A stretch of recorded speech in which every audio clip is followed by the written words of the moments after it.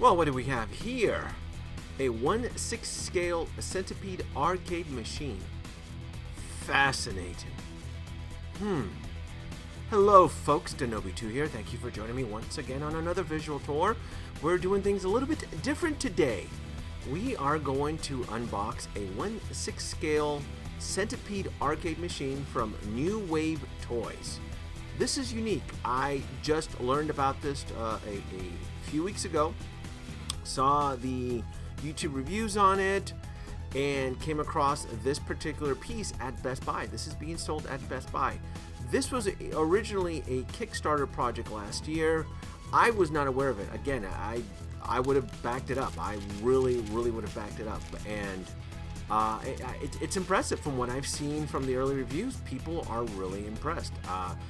And I'm one of those collectors in the 1/6 community that I love props. I love diorama, and anything that can accent my collection in making it more believable, more lifelike, I'm all for it. Specifically, a 1/6 scale, highly detailed arcade machine based off of Centipede.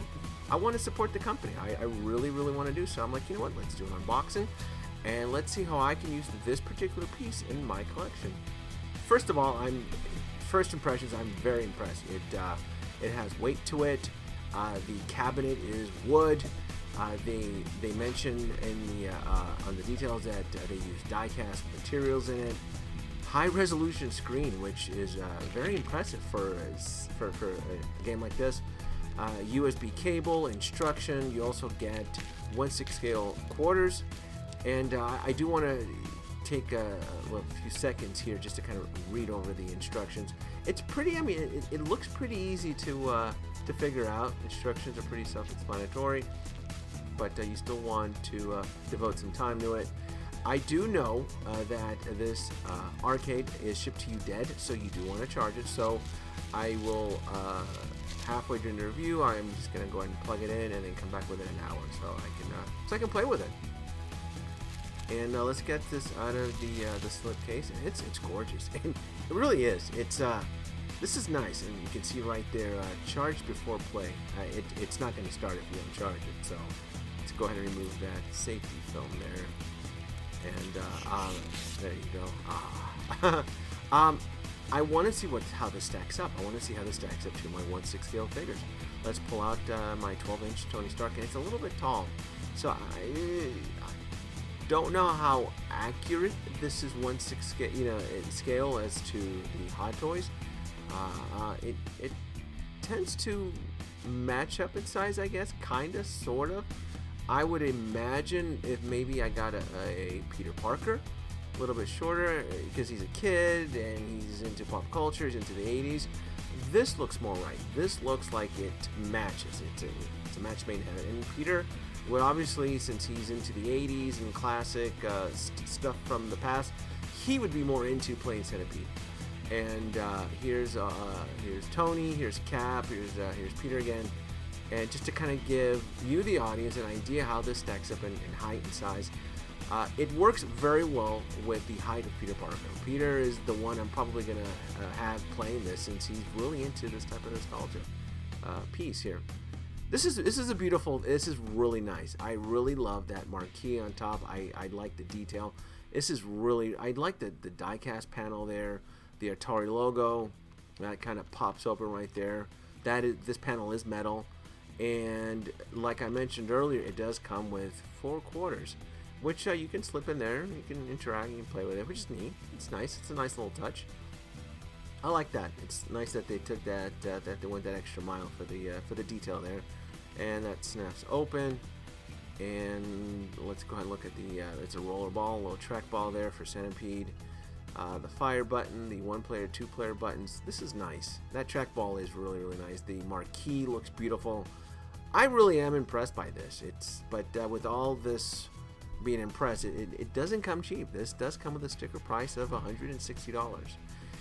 So this may not be for everybody, but man, oh man, I'm in love with this thing. It's really nice. I want to get this powered up. So let's fast forward 1 hour into the future, and let's power this bad boy up. You want to hold the power button for 5 seconds, and it powers up right there. and the resolution is it's on par. The lighted marquee looks gorgeous. This is fun. This is a nice collector's piece. If you're a big arcade enthusiast, this is really nice. Under license, so it's backed up by Atari, which is really cool. And come on, I want to start playing this. I let this sit for an hour to charge, and it should. I don't know what's going on here. And oh, I guess 1 hour wasn't enough. So what I'll do is I'll bring my power brick, my USB power brick, and you can see how it's charging there. And it's right there to the side. I guess 1 hour was not enough. I was impatient, but that's okay. It should theoretically power on once it has an active power source, from what I read in the instructions. And that should kick it. There it is. Alright. I'll try to show you guys some live gameplay here. And hopefully should be pretty cool. Should be a neat little experience here. Oh, that's neat. Yeah, that's cool. That's really neat. And the audio quality is coming straight from the back speaker, and it's there it is. I don't know if you can see the fire. Oh, okay, I can see the fire button, and the trackball sensitivity is good, and just like the game.